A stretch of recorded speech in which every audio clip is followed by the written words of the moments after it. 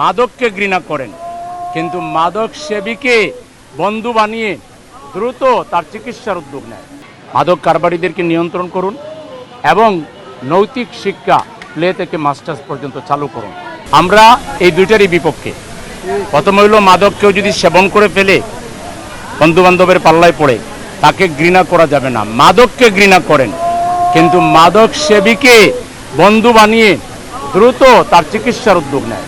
তাকে সুন্দর পরিবেশ দেন, তার হাতে নৈতিক শিক্ষা তুলে দেন, তার জন্য বিনোদনের ব্যবস্থা করেন, খেলাধুলার ব্যবস্থা করেন, তাকে ভালো সঙ্গীতের সাথে মিশিয়ে দেন। তাইলে এগুলো আমাদের সম্পদে পরিণত হয়ে যাবে। আমাদের একটা ছোট্ট দেশ, আমরা সবাই ভাই বন্ধু আত্মীয় স্বজন, আমরা এক রক্ত থেকে আগত, এক আদম আলাইহিস সালাম, এক মা হাওয়া আলাইহিস সালামের রক্তের দ্বারা হইলাম আমরা। কারে ঘৃণা করবে?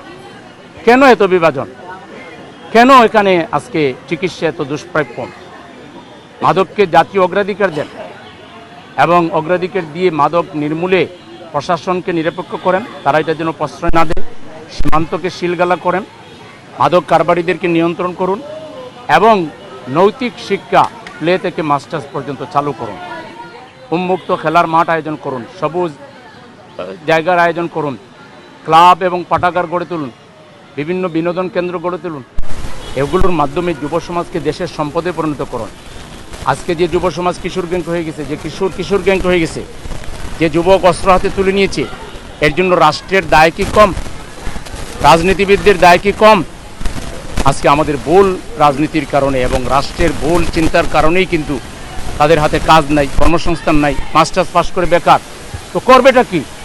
তার হতাশা থেকেই তো সে একসময় বাজে আড্ডার দিকে চলে যায়, বাজে নেশা তাকে পেয়ে বসে। এই জন্য আমাদের দেশের প্রত্যেকটা তরুণ যেন কর্মসংস্থান পায়। আমরা এই ঢাকা সিটিতে প্ল্যান করছি, আমরা তরুণদেরকে প্রশিক্ষণ দিয়ে আমরা তাদের জন্য উন্মুক্ত আপনার আইটি হাব করে দিব।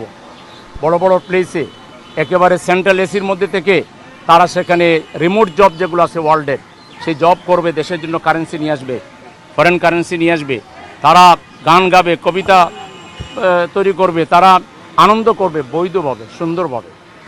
এই যুব সমাজের গায়ে পুলিশ হাত দিবে, একদিকে মাদকের প্রশ্রয় দিবে, আরেকদিকে আমার এই পরিবারের ভালো সন্তানটাকে লাঠির বাড়ি দিবে।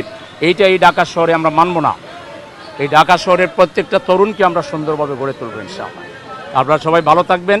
আজকে আমাদের সহযোগিতা করার জন্য আপনাদেরকে ধন্যবাদ জানিয়ে আমাদের এই 4 দিনব্যাপী কর্মসূচির আজকে প্রথম দিন, গতকালকে আমরা শুরু করছি, আজকে থেকে 4 দিন 30 তারিখ পর্যন্ত আমাদের কর্মসূচি চলবে।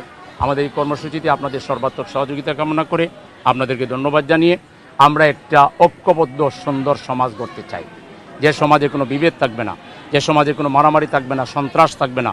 সেই সমাজ বিনির্মাণে মাদক বিরোধী দিবসে আসুন আমরা মাদককে না বলি, জীবনকে হা বলি। সবাইকে ধন্যবাদ। দেশে দেশে সবার সাথে দ্য নিউজ।